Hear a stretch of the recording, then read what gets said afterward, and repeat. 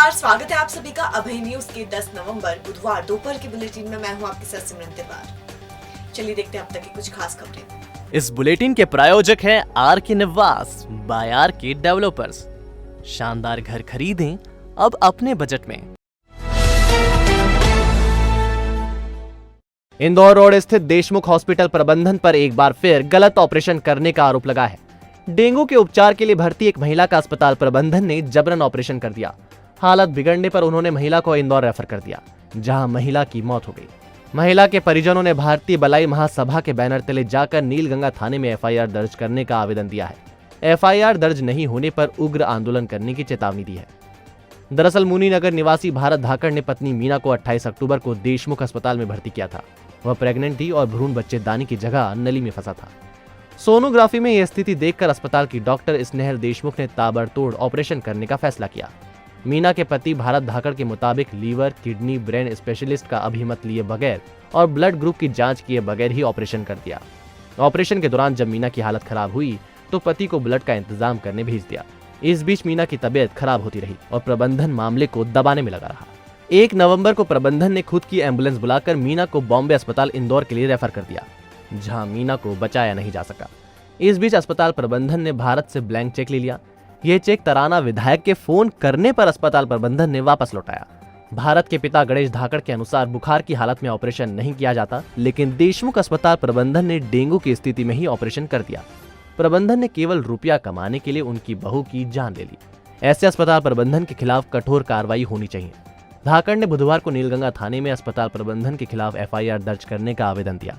धाकड़ के मुताबिक अगर एफआईआर दर्ज नहीं की तो बलाई महासभा के बैनर तले अस्पताल प्रबंधन के खिलाफ अभियान चलाया जाएगा, ताकि भविष्य में कोई इस तरह प्रताड़ित नहीं हो। धाकड़ की पत्नी मीना धाकड़ को डेंगू हुआ था। उस परिस्थिति में देशमुख हॉस्पिटल के अंदर 28/10 को भर्ती किया था और भर्ती के दौरान डॉक्टर देशमुख ने उनका ऑपरेशन किया। ऑपरेशन के बाद हमारी बहू होश में नहीं आई और हमारी बहू के ऑपरेशन में बिना फिटनेस लिए ऑपरेशन कर दिया, एक्सपर्ट से राय लिए बिना कर दिया। ऐसी परिस्थिति में उन्हें यहाँ से रेफ़र कर दिया इंदौर, वहाँ पर उनकी डेथ हो गई। इस बीच में हम लोगों को यहाँ से छोड़ते समय हमसे एक ब्लड चेक पूछ दिया और ब्लड चेक देने में उन्होंने काफ़ी आनाकानी की, काफ़ी चक्कर कटवा कर हमारा चेक वापस लौटाया। ऐसी परिस्थिति में मेरा परिवार, जिसके अंदर मेरे 2 नाबालिग पोते हैं, जो आज इस परिस्थिति में आपके सामने खड़े हैं, इसके पीछे पूर्ण रूप से देशमुख हॉस्पिटल का हाथ है। और हम लोगों ने आज वहाँ पर एफआईआर दर्ज करवाने के लिए एक आवेदन दिया है। अगर वहाँ पर एफआईआर दर्ज होकर के देशमुख हॉस्पिटल के खिलाफ कोई कार्रवाई, उचित कार्रवाई होती है तो ठीक है, वरना बलाई महासभा, बलाई महासंघ के बैनर के नीचे हम लोग जन आंदोलन करेंगे। गुनगुनी सर्दी में मक्सी रोड स्थित आर के निवास में मंगलवार रात सुरों की महफिल सजी। ख्यात गायक अनूप जलोटा ने देर रात तक भजन, गीत और गजल से श्रोताओं को बांधे रखा। शाम से शुरू हुई संध्या में कब आधी रात गुजर गई पता ही नहीं चला। दरअसल मौका था आर के ग्रुप के सीएमडी राकेश अग्रवाल के जन्मदिन का। ख्यात गायक अनूप जलोटा जन्मदिन के जश्न को यादगार बनाने आए थे। शहर के प्रमुख लोग कार्यक्रम में शामिल हुए और राकेश अग्रवाल को जन्मदिन की बधाई दी।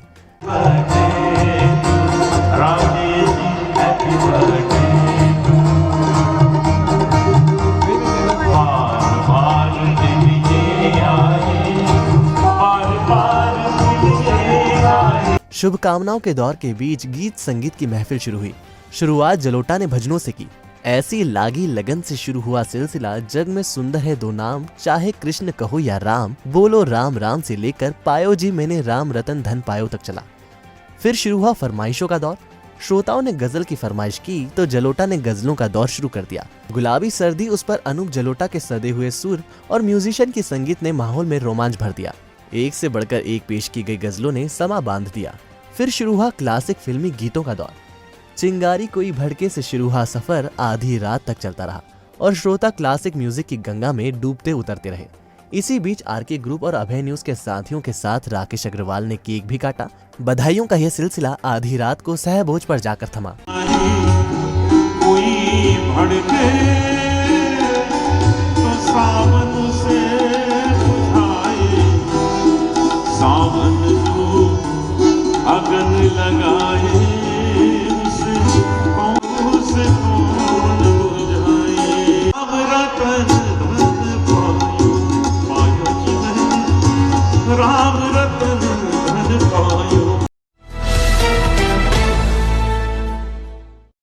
राजीव रत्न कॉलोनी के आनंद उद्यान के गेट पर ग्राहक तलाश रहे स्मैक तस्कर को पुलिस ने गिरफ्तार किया है। आरोपी से 30,000 कीमत की 12 ग्राम स्मैक जब्त की है। दरअसल एकता नगर का निवासी दीपक अहिरवार स्मैक की तस्करी करता है। मंगलवार की रात वह 12 ग्राम स्मैक लेकर राजीव रत्न कॉलोनी के आनंद उद्यान के सामने खड़ा था। उसे ग्राहक की तलाश थी। इस बात की सूचना जैसे ही पुलिस को लगी, टीम मौके पर पहुंची और आरोपी को दबोच लिया।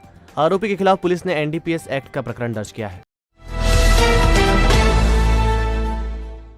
दर्शकों से दूर होते कालिदास समारोह में भीड़ खींचने के लिए इस बार ख्यात गायक शंकर महादेवन को बुलाया गया है। महादेवन कालिदास अकादमी में 16 नवंबर को प्रस्तुति देंगे। समारोह में कैबिनेट मंत्री मोहन यादव की संस्था का नाटक विक्रमादित्य भी शामिल किया गया है। इसकी प्रस्तुति 17 नवंबर को होगी। एक महीने में यह दूसरा अवसर होगा जब विक्रमादित्य की प्रस्तुति होगी। पिछले महीने ही विक्रमोत्सव में विक्रमादित्य नाटक प्रस्तुत किया गया था। खैर, समारोह शुरू होने के महज 5 दिन पहले कार्यक्रम तय हो पाया है। कालिदास समारोह एक समय में उज्जैन की शान होता था, लेकिन अब दर्शकों के बाद सरकार भी आयोजन से दूरी बनाकर ही चलती है। यही कारण है कि अंतिम समय तक कार्यक्रम ही तय नहीं होते और अतिथि भी समारोह को नहीं मिलते। इस बार भी समारोह की तैयारी अभी तक चल रही है। इसी कड़ी में मंगलवार को 7 दिन के कार्यक्रम फाइनल हुए। इसके मुताबिक 14 नवंबर को रायपुर के भारतीय बंधु का कबीर गायन होगा। 15 नवंबर को संस्कृत नाटक मालविका अग्निमित्रम की प्रस्तुति होगी। 16 नवंबर को शंकर महादेवन प्रस्तुति देंगे और 17 नवंबर को सम्राट विक्रमादित्य नाटक का मंचन किया जाएगा। 18 नवंबर को महाकवि कालिदास पर लोकमाच होगा, जबकि 19 नवंबर मुंबई की मुद्रा बेंद्रे का शास्त्रीय कथक और इंदौर की नृत्य नाटिका होगी। 20 नवंबर को नई दिल्ली की शोभा बेनजी की उड़ीसा नृत्य नाटिका और 21 नवंबर को संस्कृत बैंड ध्रुवा की प्रस्तुति होगी। बहरहाल, हर साल गरिमा खोते कालिदास समारोह की गरिमा कैसे बढ़ेगी, इस पर चिंतन करने की आवश्यकता है। देवास रोड पर ऋषिनगर चौराहे पर सरकारी जमीन पर मल्टी बनाने की जांच कर रहा EOW हैरान है। 110 साल का रिकॉर्ड खंगालने के बाद विंग के अधिकारी हैरत में हैं कि कैसे सरकारी जमीन निजी हो गई। दरअसल ये मामला महेश पलोड़ की विवादित निर्माणाधीन मल्टी स्टोरी से जुड़ा है।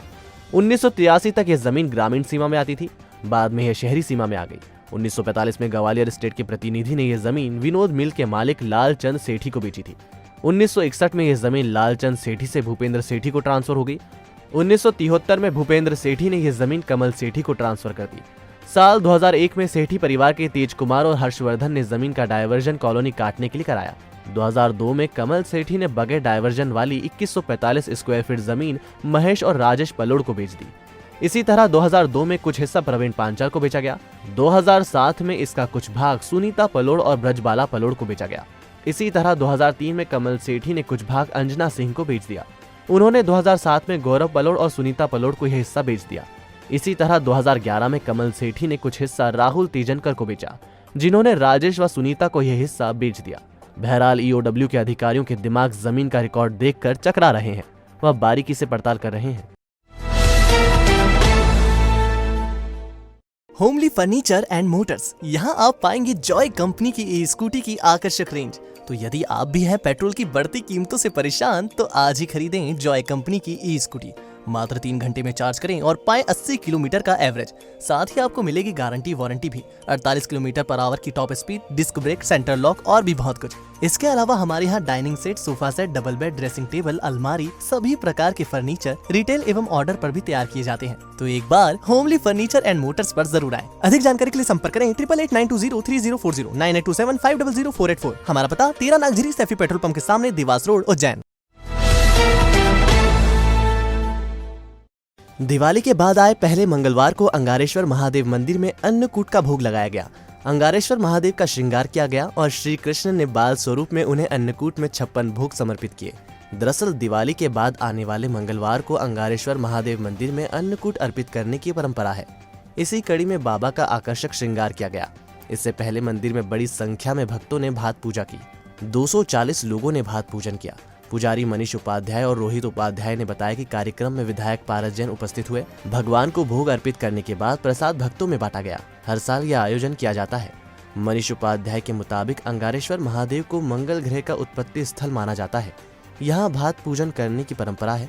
मंगल ग्रह से संबंधित दोषों का निवारण मंदिर में पूजा से होता है। सुबह भगवान का प्रातःकालीन आरती श्रृंगार होने के पश्चात दिन भर भात पूजन का विधान होता है। उसके बाद 1 बजे बाद मंदिर का भगवान का अभिषेक, पंचामृत अभिषेक, गुलाल पूजन, बहुपुष्प पूजन होने के बाद भगवान का श्रृंगार किया जाता है। और श्रृंगार के पश्चात भगवान को नाना प्रकार के व्यंजनों का नैवेद्य लगाकर भगवान की महाआरती की जाती है। अंगेश्वर महादेव बाबा की हमने आरती उतारी है। जो इनके दर्शन करते हैं उसका लाभ मिल जाता है। इनसे तो मांगे जो सब मिल जाता है, और मेरे को तो भगवान महाकाल ने और अंगेश्वर महादेव ने सब कुछ दिया है। मैं तो खाली एक ही चीज़ मांगता हूँ कि विश्व में शांति बनी रहे। महाकाल मंदिर के जूता स्टैंड से 34,000 रुपए कीमत का मोबाइल चोरी हो गया। ये मोबाइल भोपाल के होशंगाबाद रोड के निवासी आशीष मांडले का था। पुलिस ने मुकदमा दर्ज कर लिया है। महाकाल पुलिस जांच कर रही है। रतलाम के सेलाना के देवरूना में पिता और 2 बेटों की हत्या के मामले में पुलिस ने मृतक के चाचा और उसके साथियों को गिरफ्तार किया है। आरोपियों में एक महिला भी शामिल है। दरअसल देवरूना के लक्ष्मण भाबर और उसके 2 पुत्रों की नृशंस हत्या कर दी गई थी। यह हत्या लक्ष्मण के चाचा पूंजा और पूनम चंद, पड़ोसी खेत मालिक रूपाली खराड़ी, कमलेश, फूलजी गामड़, दिलीप खराड़ी, पीरू खराड़ी ने पहले लक्ष्मण को लाठियों से पीट कर बेहोश कर दिया। फिर उसके हाथ पैर रस्सी से बांधे और उसके 2 पुत्रों विशाल और पुष्कर को भी उसके साथ ही बांधकर कुएं में फेंक दिया। आरोपियों से लक्ष्मण का जमीन और खाल से मोटर डालकर सिंचाई करने को लेकर विवाद चल रहा था। दिवाली पर भी दोनों पक्षों में विवाद हुआ था। 7 तारीख की शाम को बैठे थे, वहाँ कार्य कर रहे थे। तभी जो आरोपी हैं, आरोपी पर्टिकुलरली जो पुंजा बाबर है, ये इसका सगा चाचा है, मृतक का सगा चाचा है। और इसके अलावा जो रूपली बाई है, पीरू, दिलीप, ये सभी इसके पड़ोसी हैं, जिनसे इसके चाचा से इसका ज़मीन का विवाद चल रहा था। और रूपली बाई इनके साथ में कुएं के पानी को शेयर करने की बात को लेकर विवाद चल रहा था। 6 आरोपी गिरफ्तार हो चुके हैं। इसे बताना चाहूँगा, जो 2 आरोपी पुंजा जो मृतक का चाचा है, इसके ऊपर पूर्व में भी 307 का प्रकरण पंजीबद्ध है।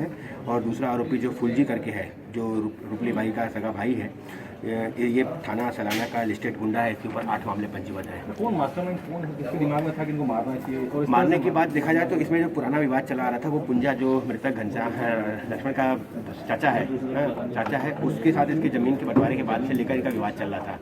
इस संबंध में जून 2021 में इन्होंने थाना पर भी और तहसील में भी शिकायत की थी। इसमें तहसीलदार की तरफ से इनका सीमांकन भी किया गया था और ज़मीन का मसला सॉल्व किया गया था। साथ ही साथ रिसेंटली जो इनके कुएं के पानी के बंटवारे को लेकर विवाद स्टार्ट हुआ था, उस संबंध में भी पटवारी तहसीलदार। तो आपने देखा अभय न्यूज का आज का बुलेटिन। अगर खबरों को लेकर आपके पास कोई फीडबैक है तो हमारे कमेंट सेक्शन में जरूर बताइएगा। कल फिर मिलेंगे इसी समय। नमस्कार।